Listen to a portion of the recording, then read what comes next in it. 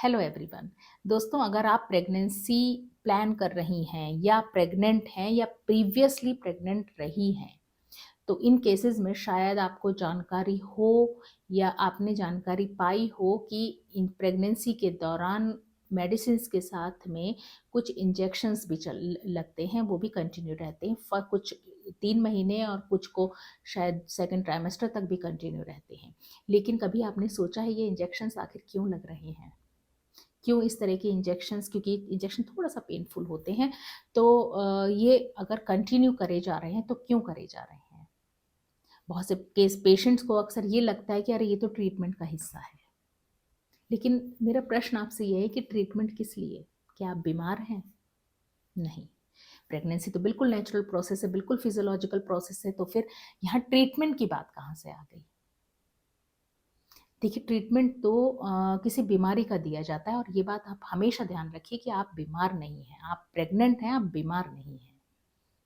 तो इसलिए यहाँ पे सिर्फ और सिर्फ आपके सप्लीमेंट से काम चल जाना चाहिए। वो सप्लीमेंट्स जो जिसकी कि ग्रोइंग फीटस के साथ में, ग्रोइंग बच्चे के साथ में जिस चीज़ की शरीर में कमी होने लगती है, ताकि उसकी कमी पूरी होती रहे। जबकि ऐसा नहीं है। जो नॉर्मली आजकल ट्रेंड बन गया है वो ये बन गया है कि भाई हॉर्मोन्स के इंजेक्शंस भी आपके चलेंगे, आपके और दूसरी मेडिसिन भी चलेगी। तो ये सब जो मेडिसिन या ये सब ट्रीटमेंट है, देखिए ये सब तभी मैटर करते हैं जब आपको कोई पैथोलॉजी है, यानी प्रेगनेंसी के दौरान कोई प्रॉब्लम बनी हुई है। लेकिन जब कोई प्रॉब्लम नहीं है तो ये इंजेक्शंस क्यों दिए जा रहे हैं? तो आज मैं आपको ये बताती हूँ कि ये इंजेक्शंस आखिर होते क्या हैं, किस तरह के होते हैं और क्यों दिए जाते हैं। तो देखिए, इंजेक्शन जो हैं अक्सर HCG, human chorionic gonadotrophin hormone के, और इंजेक्शन प्रोजेस्टेरॉन होते हैं, जो प्रोजेस्टेरॉन हार्मोन होता है उसके। अब ये काम क्या क्या करते हैं? देखिए, प्रोजेस्टेरॉन हार्मोन जो इंजेक्शन होता है वो अक्सर दिया जाता है या दिया जाना चाहिए उन केसेस में जिनको कि पहले कभी एबॉर्शन की दिक्कत रही है, प्री टर्म लेबर की दिक्कत रही है, जिन्हें मल्टीपल एबॉर्शंस रहे हैं, एक से ज़्यादा एबॉर्शंस की उनको कभी प्रीवियसली हिस्ट्री रही है, तो उस केसेस में इंजेक्शन प्रोजेस्टेरॉन दिया जाता है।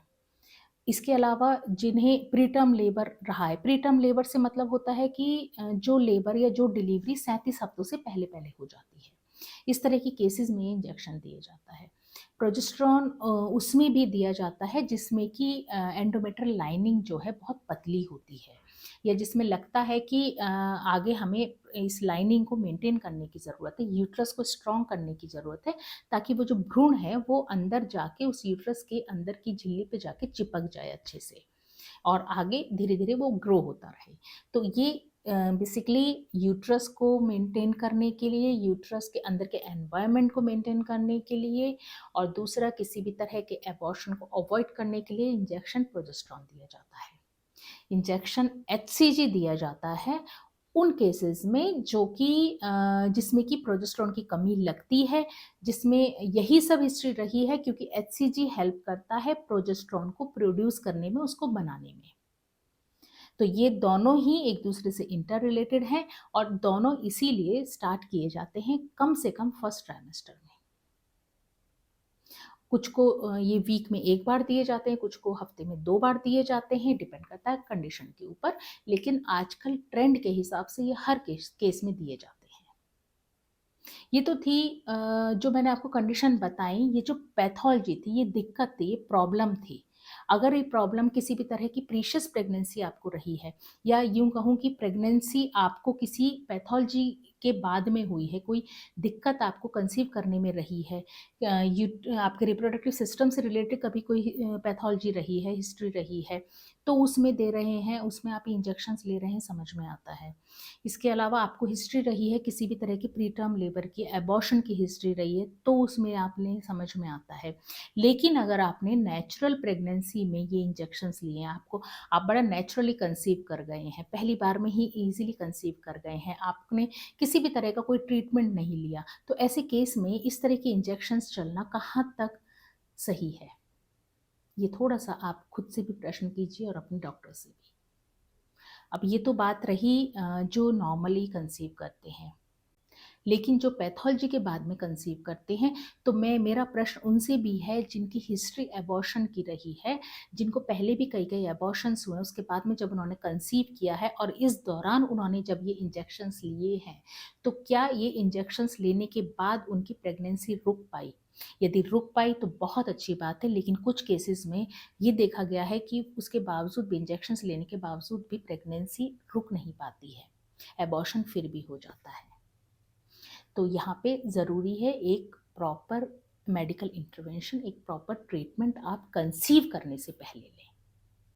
अगर आपने नेचुरली कंसीव किया है और आप इस तरह के हार्मोन इंजेक्शंस जो हैं अवॉइड करना चाहते हैं, तो बिल्कुल आप आयुर्वेदा की तरफ आ सकते हैं। बहुतों को शायद ये ना पता हो कि आयुर्वेदिक मेडिसिन्स जो है प्रेगनेंसी के दौरान बहुत अच्छा काम करती हैं। होती है मेरे जाने मैक्सिमम जितने केसेस जो इनफर्टिलिटी के होते हैं, जो जब वो कंसीव करते हैं आयुर्वेदिक ट्रीटमेंट से, तो मैक्सिमम केसेस, मतलब मैं कहूँगी कि 95% केसेस मेरे आयुर्वेदिक ट्रीटमेंट पर ही आ जाते हैं टोटली, और उन्हें किसी भी तरह का कोई एक भी इंजेक्शन नहीं दिया जाता। एक भी मैं हार्मोन नहीं चलाती हूँ उनको, किसी भी तरह से कोई और मेडिसिन नहीं देती हूँ, सिर्फ और सिर्फ आयुर्वेदिक मेडिसिन।